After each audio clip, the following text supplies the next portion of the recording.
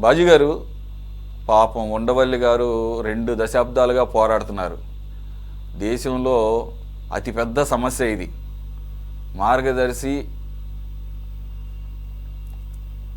ఇంత చేసి మార్గదర్శి ఈ ఖాతాదారులకి లేకపోతే డిపాజిట్దారులకి ఎగ్గొట్టినటువంటి వ్యవహారం కాదు. ఆర్బీఐ గైడ్ లైన్స్లో వైలేషన్ జరిగింది. ఆ సేకరించినటువంటి పెట్టుబడులు డైవర్షన్ చేశారు. అది ఉమ్మడి హిందూ, అదే అన్డివైడెడ్ అంటారు కదా, హిందూ ఫ్యామిలీస్, దానికి సూత్రానికి విరుద్ధంగా ఉంది. ఆర్బీఐ రూల్స్ 45 అది చెబుతోంది అనే దాని మీద ఆయన ఎడతెగని పోరాటం చేస్తే 2 దశాబ్దాల పాటు చివరికి సుప్రీంకోర్టు ఫైనల్గా కొట్టివేసింది. ఇక దీని మీద ఇంకా ఆయన ముందుకెళ్ళడానికి అవకాశం లేదు. మరి అసలు ఆయన ఇంత సుదీర్ఘంగా అసలు అక్రమాలే జరగలేదు, డిపాజిట్దారులకి ఎగ్గొట్టలేదు అని తెలిసి కూడా మార్గదర్శిని నిన్ను వదలా బొమ్మాళి అన్న రీతిలో ఎందుకు ఆయన దాని వెనకాలే పడ్డాడు? ఇది వ్యక్తిగతమైనటువంటి ఒక కక్షపూరితంగా ఉంది మీ వ్యవహారం అని చెప్పేసి సుప్రీంకోర్టే నిన్న ఈ స్పెషల్ లీవ్ పిటిషన్ని కొట్టివేసే ముందు మాట్లాడిన మాటలట. ఇంకా మాట్లాడితే అసలు మీరెవరు, దీంట్లో మీరు ఏమన్నా డిపాజిట్ ద్వారా లేకపోతే మీకు ఏమన్నా ఎగ్గొట్టారా వీళ్ళు అంటే అది కూడా కాదు. కాబట్టి మీరెవరు అనేటువంటి మౌలికమైన ప్రశ్న వేయించుకున్నాడంటే మళ్ళీ సాక్షాత్తు ఈయన ఒక అడ్వకేటు, సుప్రీంకోర్టులకు కూడా ఆయన వాదనలు చేశాడంట గతంలో. మరి బేసిక్ ఫండమెంటల్స్ అన్నీ ఎలా మర్చిపోయాడండి? అందులోనూ పొలిటికల్గా వెరీ ఎక్స్పీరియన్స్డ్. సో ఒక రాజకీయ కోణంలోనే ఇదంతా జరిగిందని భావించవచ్చు. అందులోనే ఆయన మీ పార్టీలోనే చివరి వరకు ఉన్నాడు. రాష్ట్రం విడిపోయిన తర్వాత అనుకుంటా ఆయన రాజకీయాల నుంచి బయటకు వచ్చేసాడు, కాంగ్రెస్ పార్టీ నుంచి కూడా. బట్ ఇప్పటికీ కూడా కాస్త ఆయన తన ప్రియమైన మిత్రుడు వైఎస్ రాజశేఖర రెడ్డి గారి కొడుకుకి జగన్మోహన్ రెడ్డి గారికి కాస్త అనుకూలంగాను మద్దతుగానే మాట్లాడుతుంటాడు. సో మరి కాంగ్రెస్ పార్టీ తరపున పోరాడాడు అనుకోవాలా, లేదంటే ఆయనకి ఏమైనా వ్యక్తిగతమైనటువంటి వైరుధ్యాలతో పోరాడాడు అనుకోవాలా రామోజీరావు గారి మీద అలాగే మార్గదర్శి మీద కోర్టు భావించినట్టు? సార్ సురేష్ గారు, ఇక్కడ నేను ఈ ఈ మార్గదర్శి అంశానికి సంబంధించి కొన్ని డీటెయిల్స్ చెప్తాను. యాక్చువల్గా మార్గదర్శి ఫైనాన్షియర్స్ అనేది ఒక సంస్థ, మార్గదర్శి చిట్ ఫండ్స్ ప్రైవేట్ లిమిటెడ్ అనేది ఒక రెండో సంస్థ. ఈ రెండు వేరు వేరు సంస్థలు. మొదటగా మనం మాట్లాడుకుందాం మార్గదర్శి ఫైనాన్షియర్స్ సంబంధించిన సంస్థ. ఈ సంస్థ చాలా మంది దగ్గర, డిపాజిటర్స్ దగ్గర ఆర్బీఐ రూల్స్ కి విరుద్ధంగా డిపాజిట్లు సేకరించింది అనే ఒక ఫిర్యాదు ఎవరిచ్చారంటే, ఆ ఫిర్యాదు 2008లో అప్పటి రాజశేఖర రెడ్డి గారి ప్రభుత్వంలో సంబంధించిన అధికారులు దీన్ని నోటీస్ చేసి కంప్లైంట్ ఫైల్ చేశారండి. ఆ కంప్లైంట్ ఆధారంగా రాష్ట్ర ప్రభుత్వం దర్యాప్తు కోసం ఈ మార్గదర్శి ఫైనాన్షియర్స్ అనే సంస్థ మీద క్రిమినల్ ప్రొసీడింగ్స్ ని స్టార్ట్ చేసింది. ఇది 2008. ఇది కొనసాగుతూ హైకోర్టులో రీసెంట్ గా రామోజీరావు గారు మరణించిన తర్వాత ఇక ఆ పర్సనే ఏదైతే చెరుకూరి రామోజీరావు గారు మీద పెట్టిన కేసులో పర్సనే మరణించారు కాబట్టి ఇక దీని మీద ఫర్దర్ ఇన్వెస్టిగేషన్ కానివ్వండి, ఫర్దర్ ప్రొసీడింగ్స్ కానివ్వండి చేసే అవసరం లేదు అని హైకోర్టు దాని మీద ఒక జడ్జిమెంట్ ఇచ్చిందండి. ఆ డేట్ చెప్తా మీకు, ఏ డేట్ని ఇచ్చిందో. దీని మీద ఉండవల్లి అరుణ్ కుమార్ గారు ఎస్ఎల్పి స్పెషల్ లీవ్ పిటిషన్ వేశారు సుప్రీంకోర్టులో. దీన్ని సంస్థ యొక్క చైర్మన్ చనిపోయినంత మాత్రాన ఆ కేసును ముగియడానికి వీల్లేదు, సంస్థ మీద కేసు రన్ చేయాలి, మార్గదర్శి ఫైనాన్షియర్ సంస్థ మీద కేసు రన్ చేయాలి, వీళ్ళు అక్రమంగా విరుద్ధంగా ఆర్బీఐ రూల్స్ విరుద్ధంగా 2000 పైచిలకు కోట్ల రూపాయలు డిపాజిటర్స్ నుంచి సేకరించారు అని చెప్పేసి మళ్ళీ ఈయన స్పెషల్ లీవ్ పిటిషన్ వేశాడండి. అది ఉండవల్లి అరుణ్ కుమార్ గారు. అయితే ఏంటంటే ఇవాళ ఈ సుప్రీంకోర్టు డిస్మిస్ చేసింది special leave petition. Undavalli Arun Kumar గారు వేసిన స్పెషల్ లీవ్ పిటిషన్ని రద్దు చేసింది. అట్లాగే నీకేం ఇంట్రెస్ట్ దీంట్లో, నువ్వు మరి దీంట్లో పబ్లిక్ ఇంట్రెస్ట్ ఏం లేదు కదా, ఎవరు డిపాజిటర్స్ కంప్లైంట్స్ లేవు కదా అని సుప్రీంకోర్టు వ్యాఖ్యానించింది.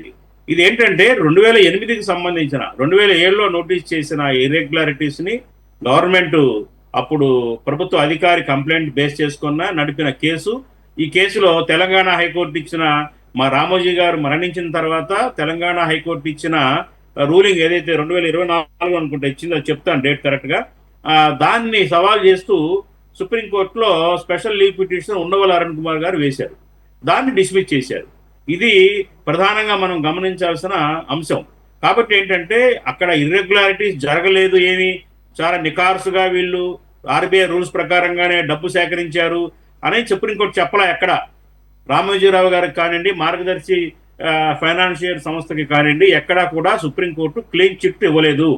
కేవలం ఏంటంటే ఆయన ఎవరైతే సంబంధిత బాధ్యుడు ఉన్నాడో ఆయన చనిపోయాడు కాబట్టి ఇక ఫర్దర్ విచారణ లేదు అన్న హైకోర్టు ఏదైతే జడ్జిమెంట్ ని సవాల్ చేసిన ఉండవల్లి అరుణ్ కుమార్ గాని స్పెషల్ లీవ్ పిటిషన్ డిస్మిస్ అయింది.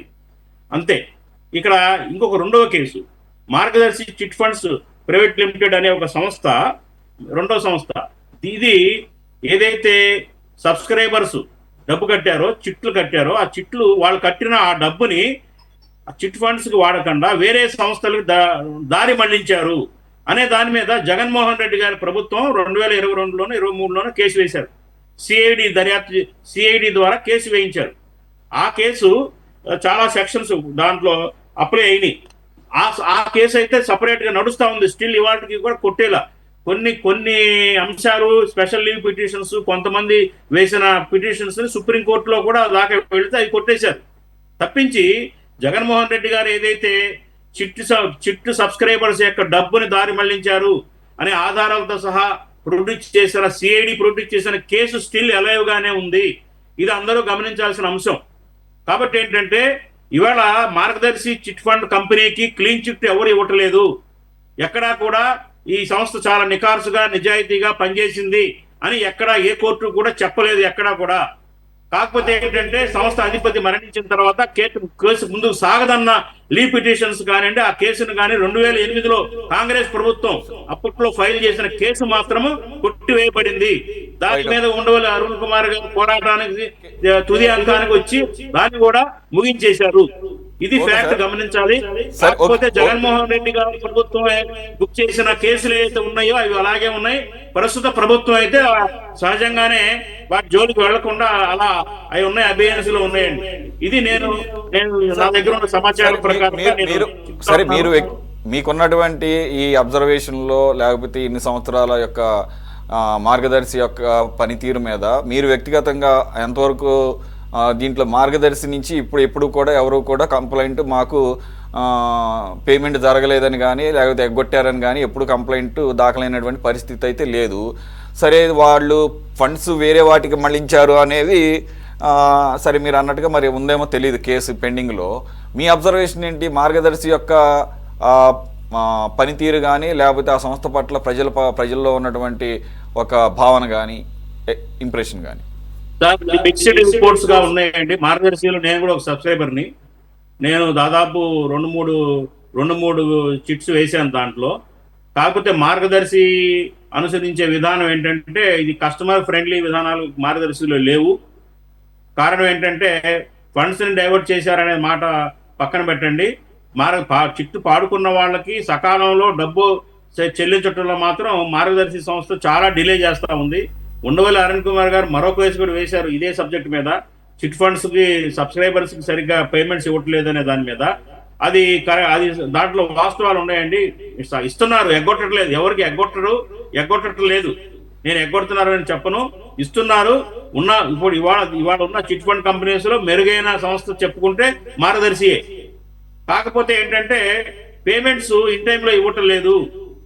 చాలా కస్టమర్స్ ఇబ్బంది పడతా ఉన్నారు. పాడుకున్న వాళ్ళు ఏ అవసరం కోసం అయితే పాడుకుంటారో, ఎమర్జెన్సీ అవసరాల కోసం పాడుకొని డబ్బును ఇవ్వాలని కోరుకుంటారో అవి సకాలంలో అందట్లేదు. రకరకాల క్వరీస్ పెట్టేసి ఏదంటే మీ గ్యారంటీర్లు సరిగ్గా లేరనో, గ్యారంటీర్ల యొక్క ప్రొఫైల్ బాగలేదనో, లేకపోతే ఇంకోటో రకరకాల కారణాలతోటి కస్టమర్లు అయితే అసౌకర్యానికి గురవుతున్నారన్నమాట వాస్తవం. దాంట్లో నేను కూడా నాకు తెలుసు ఉన్నాను కాబట్టి ఇన్వాల్వ్ అయిపోయి. అంతే తప్ప వాళ్ళు ఎగ్గొడుతున్నారని నేను కొంతమందికి అయితే పాడుకున్న 2 ఏళ్ళకు కూడా డబ్బులు ఇవ్వని ఎగ్జాంపుల్స్ ఉన్నాయి. కారణాలు వాళ్ళు టెక్నికల్ గా మేబీ వాళ్ళ రీజన్ కరెక్ట్ చెప్పొచ్చు, ఏదో టెక్నికల్ ఎర్రర్స్ ఉన్నాయేమో, గ్యారంటీస్ ప్రొఫైల్ బాగాలేదు అట్లాంటివి. కానీ నేనేమంటానంటే ఇవాళ కస్టమర్స్ ఒక చిట్ వేసిన తర్వాత అత్యవసరంగా ఏదైనా ఎమర్జెన్సీ హాస్పిటల్ ఖర్చు, పిల్లల ఎడ్యుకేషన్ ఇంకోటికో అని మధ్య తరగతి వాళ్ళు వేస్తారు. కానీ వాళ్ళంత కంఫర్ట్ గా ఫీల్ అవటల్లా, ఆ టైంకి డబ్బు రావట్లా, అవసరానికి డబ్బు అందట్లా. ఇది ప్రధానంగా మార్గదర్శి మీద వస్తున్న ఆరోపణలు. కాబట్టి ఏంటంటే వాళ్ళు దాన్ని కరెక్ట్ చేసుకొని కొన్ని సరళీకృత విధానాలతోటి కస్టమర్స్ ని సాటిస్ఫై చేస్తే మంచిదే. కానీ అదే ఈ అంశాల మీదే funds diversion plus customers harassment అనే అంశాల మీద కేసులు ఉన్నాయి ఆ సంస్థ మీద ఇప్పటికీ స్టిల్. దాదాపు 7 ఎఫ్ఐఆర్లు లైవ్ లో ఉన్నాయి సార్ సురేష్ గారు. కాకినాడ, నరసరావుపేట, పల్నాడు, గుంటూరు, విజయవాడ చాలా చాలా చోట్ల 7 ఎఫ్ఐఆర్లు లైవ్ లో ఉన్నాయి నేను సేకరించిన సమాచారం ప్రకారంగా. మార్గదర్శి చిట్ ఫండ్స్ మీద అదే సార్ ఆ సందర్భంలో మార్గదర్శి ఫైనాన్షియల్ కంపెనీ మీద అయితే మాత్రం ఇక క్లోజ్ అయిపోయినట్టే కేసు. రైట్. అయితే మీరు అన్నట్టు ఈ ఎఫ్ఐఆర్ల మీద అనుకుంటా కదా, వైసీపీ హయాంలో నమోదైన కేసుల్లో అనుకుంటా అరెస్టులు కూడా చేశారు. ఏది బ్రాంచ్ మేనేజర్ని బాధ్యులుగా చేసి అరెస్ట్ కూడా చేశారు, హడలిపోయారు అప్పుడు మార్గదర్శి స్టాఫ్ అంతా కూడా. అలాగే ఏపీలో కొన్నాళ్ళ పాటు చిట్స్ ఆపేశారు కూడా. మరి ఇప్పుడు మళ్ళీ స్టార్ట్ చేశారేమో తెలియదు, కానీ ఈ ప్రభుత్వం మారిన తర్వాత ఏమన్నా రైట్. అయితే మీకులాగానే నాకు ఎక్స్పీరియన్స్ ఉంది, నేను కూడా దాంట్లో సబ్స్క్రైబర్నే, ఇప్పుడు లేదు కానీ గతంలో. అయితే నాకు ఆ పరిస్థితి అయితే నాకు ఎదురుపడలా, ఇది నేను పాడుకోలేదు కాబట్టి. మరి పాడుకుని ఉంటే వేరేగా ఉండేదని తెలియదు, కానీ కంటిన్యూ అయ్యే వాళ్ళకి మాత్రం పెద్దగా ఇబ్బంది ఉండదు. ఎందుకంటే ఇక సబ్స్క్రైబర్స్ గురించి వాళ్ళకి ఒక ఐడియా ఉంటుంది కాబట్టి పెద్దగా ఇబ్బందులు ఉండకపోవచ్చు. కానీ మీరు అన్నట్లుగా మరి కొత్తగా సబ్స్క్రైబ్ చేసుకునే వాళ్ళు ఉంటారు, వాళ్ళ అవసరాలను బట్టి మధ్యలో పాడుకున్న వాళ్ళకి మరి ఏమన్నా 1-6 జరిగినాయేమో. నాకైతే I don't have any better experience with Margadarsi. I got tremendous respect over that institution. Of course, everyone can have their own opinion. మీరు దాంట్లో సబ్స్క్రైబర్స్ అంటూనే ఉన్నాయి చెప్పారు కాబట్టి ఖచ్చితంగా దాన్ని కన్సిడర్ చేయాల్సిందే. అజయ్ గారు, సురేష్ గారు, ఆ సంస్థ సబ్స్క్రైబర్స్ కి డబ్బు ఎగ్గొట్టిందని నేను చెప్పట్లేదు. అవును, ఓకే. ఆ సంస్థ ఎగ్గొట్టిందని చెప్పట్లేదు, చెల్లించింది. కాకపోతే వాళ్ళ యొక్క పాలసీలు సరళీకృత విధానంలో లేనందువల్ల సబ్స్క్రైబర్స్ అసౌకర్యానికి గురవుతున్నారు. ఏ ఉద్దేశంతో ఆ చిట్టు వేస్తారో వీళ్ళ దగ్గర ఆ ఉద్దేశాలు నెరవేరట్లేదు. ఈ పర్టికులర్ టాపిక్ మార్గదర్శి ఫైనాన్షియల్స్ కి సంబంధించిన దానికే లిమిట్ అవుదాము. బట్ ప్రస్తావన వచ్చింది కాబట్టి మాట్లాడుకుందాం, తప్పేం లేదు. కానీ అజయ్ గారు, ఇక్కడ ప్రాబ్లం ఏంటంటే మార్గదర్శి అనగానే రెండింటిని క్లబ్ చేసుకుని మాట్లాడతారు జనానికి లోతుగా. అవునవును, నాకు కొంత అవగాహన ఉంది. నాకైతే కొంత అవగాహన ఉంది. ఈ రెండు కంప్లీట్ గా డిఫరెంట్ సబ్జెక్ట్స్ ఇవి. ఎప్పుడైతే ఆర్బీఐకి సంబంధించిన రూల్ వైలేషన్ గురించి వాళ్ళకి అప్పుడు పెద్దగా అవగాహన లేదని అప్పుడు కోర్టుకు విన్నవించుకున్నారు. ఆర్బీఐ కూడా గమనించింది, కానీ వాళ్ళ దృష్టికి ఎప్పుడైతే తీసుకొచ్చిందో అప్పటి ఆ రకమైన ఆరోపణ కూడా ఉంది. ఈ వైరుధ్యం, కాంగ్రెస్తో పార్టీతో ఉన్నటువంటి వైరుధ్యం, అలాగే వైఎస్ఆర్ గారి హయాంలో ఆ రకంగా దాన్ని ఆర్బీఐ దృష్టికి తీసుకువెళ్లారు. ఆర్బీఐ అప్పుడు గమనించింది. అప్పుడు కోర్టులో జరిగిన వాదనల ప్రకారంగా వీరికి ఉన్నటువంటి లీగల్ టీము అటువంటి పరిస్థితులు ఎక్స్ప్లెయిన్ చేయలేదు, అటువంటి ఇబ్బంది ఏమి ఉండదని చెప్పారు. మాది అన్డివైడెడ్ హిందూ ఫ్యామిలీ పరంగా ఇవి ఫండ్స్ కలెక్ట్ చేయకూడదు అనే రూల్ మాకు తెలియదని చెప్పారు. చెప్పినప్పుడు ఎప్పుడైతే ఆర్బీఐ దీన్ని మీరు పాటించాల్సిందైనా ఇప్పటికైనా నష్టమే లేదు, అవి మొత్తం కూడా వెనక్కి ఇచ్చేసేయండి అన్నప్పుడు ఒకేసారి 2,500 కోట్ల రూపాయలు ఆయన ఈటీవీ సంస్థలు మిగిలిన రాష్ట్రాల్లో మిగిలిన భాషలకు సంబంధించినటువంటి వాటన్నిటినీ అమ్మేసుకొని అప్పటికప్పుడు 2,500 కోట్లు వెనక్కి ఇచ్చేసారని చెప్పేసి ఉంది. లేదంటే కనుక ఇప్పటికీ కొంత ఏమన్నా ఇవ్వాల్సినవి ఉంటే అవన్నీ కూడా వారి లాయర్ చెప్పినట్టు నిన్న సుప్రీంకోర్టులో ఎస్క్రో ఖాతాలో మీ ద్వారా నేను మన ప్రేక్షకులకు చెప్పదలిచింది ఒకటే, ఏదైతే ఈ ఆరోపణలు అపవాదులు కాంగ్రెస్ ప్రభుత్వం వైఎస్ రాజశేఖర రెడ్డి గారి మీద చేశారో అవన్నీ వాస్తవాలు కావు. ఏదో రామోజీరావు మీద పగబట్టి కేసులు వేయించారు అన్న ఒక అపప్రద ఉంది కొంతమందిలో. కాబట్టి అవన్నీ వాస్తవాలు కావు. అప్పుడు ఆ మార్గదర్శి ఫైనాన్షియర్స్ లో ఇర్రెగ్యులారిటీస్ ఉండబట్టే, ఆర్బీఐ రూల్స్ ఎగ్నెస్ట్ గా ఉండబట్టే ఆ కేసులు నడిచినాయి. అవి సరి చేసుకున్నారు వాళ్ళు. కరెక్టే సార్, కరెక్టే సార్. ఇప్పుడు బిజినెస్లు అన్న తర్వాత ఒకటి రెండు లోటుపాట్లు ఉంటాయి. ఇది ఈ దేశంలో ఏకంగా కోటాను కోట్లు, వందల వేల కోట్ల రూపాయలు ఎగ్గొట్టి పారిపోయిన వాళ్ళని చూసాము. వాళ్ళతో పోల్చుకుంటే ఇది వీళ్ళకి మరి ఎటువంటి క్లీన్ చిట్ ఇవ్వాలో ఒకసారి ఆలోచించుకోండి. కాబట్టి కాంగ్రెస్ హయాంలో చూసాము, బీజేపీ హయాంలో చూసాము. వేల కోట్లు, లక్షల కోట్లు ఎగ్గొట్టేసి దేశాల వదిలి కూడా పారిపోయిన వాళ్ళు ఉన్నారు. వాళ్ళని ఎవరు పట్టించుకోరు, వాళ్ళ మీద ఎవరు కేసులు వేయరు. ఈ ఉండవల్లి అవ్వచ్చు, ఇంకొకళ్ళు అవ్వచ్చు సార్. దీని వెనకాల ఉన్న రాజకీయ ఉద్దేశాలు అందరికీ తెలుసు సార్. మీరు ఎంత కాంగ్రెస్ పార్టీ అయినా మీరు సమర్థించుకుంటే ఓకే, కాదంటలేదు. కానీ అజయ్ గారు, ఆర్థిక సంస్థలు చేసే ఇలాంటి ఆర్థిక సంస్థలు చేసే ఇర్రెగ్యులారిటీస్ ని మనం సపోర్ట్ చేద్దామంటారా చెప్పండి? అలా కాదంటలేదు సార్. అందుకనే కదా వాళ్ళు వెంటనే 2500 కోట్లు ఆయన మొత్తం వెనక్కి వెంటనే ఇచ్చేసాడు. అనుకోకుండా జరిగినటువంటి తప్పిదమని చెప్పేసి నేనేమంటున్నా అంటే డెలిబరేట్గా ఎగ్గొట్టేసేసి ఖాతాదారులకి, అలాగే అనేక రకమైనటువంటి ఆర్థిక పరమైనటువంటి కుంభకోణాలు చేసి వేల లక్షల కోట్లు తీసుకొని పారిపోయిన వాళ్ళు మాత్రం వదిలేశారంటున్నా. వాళ్ళ మీద ఎవరు కూడా ఇటువంటి పోరాటాలు చేయరు. దశాబ్దాల పోరాటాలు ఎవరు. అదే సార్, ఏది ఇంపార్టెంట్, ఏది దేనికి. సరే ఓకే సార్. ఇవాళ ఎన్డీఏ ప్రభుత్వం ఎంతమంది వదిలేదు సార్?